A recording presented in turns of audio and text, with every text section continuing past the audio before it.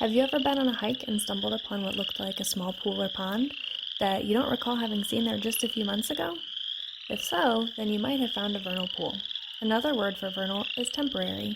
These pools do not usually hold water year-round, which makes their name very fitting. Since they are temporary, there are often fewer fully aquatic predators like fish that might eat eggs.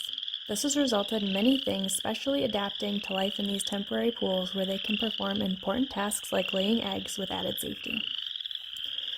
Today I want to share with you some of the awesome things that we've recently found in our vernal pools. Oh look, a western chorus frog. If you can see a chorus frog, which is often hard because they're less than 1.5 inches long, then you might see 3 dark stripes running down its back. You're more likely, however, to hear it before you see it. Why do you think this teeny frog is singing its heart out? If you guessed to find a mate, then you're right. We conduct frog watch surveys in many of our parks, listening for the breeding calls of male frogs like this little guy. Next time you're walking past a vernal pool, keep an ear out for the creak or sound of a finger running along a comb, and you might just find a chorus frog. This is skunk cabbage, and as you might imagine, it gets its name from the stinky smell that it emits to attract pollinators, like flies. It prefers wet, seepy soils, making vernal pools a pretty good home. It's one of the first plants to emerge in spring, producing enough heat to actually melt the snow around it.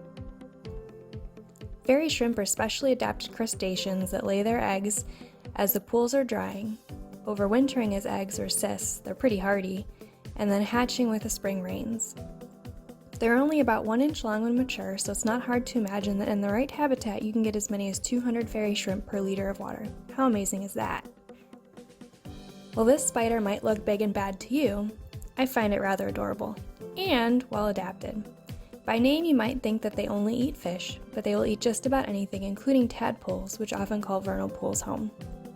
The fishing spider is good at the sit-and-wait strategy. When prey is where they want it, they ambush, even if it means going underwater. Yes, they can go underwater. And if they want to, they can even walk across the water too, thanks to little water-repellent hairs on their legs. The red spotted newt might be one of my favorite vernal pool finds. They live the most miraculous lives.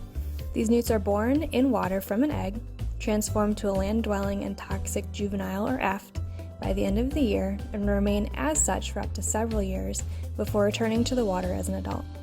Keep an eye out on land and in water for these slick little predators. And last but not least, how could we pass up the iconic spring peeper whose tiny but high-pitched peep are one of the telltale signs that spring is on its way. While this might look similar in size and shape to the chorus frog, and they share adaptations like their tiny toe pads, look to their backs where you'll notice a dark X rather than dark stripes. And when in doubt, you're more likely to hear them before you see them anyhow. So keep an ear to the pools for that telltale peep.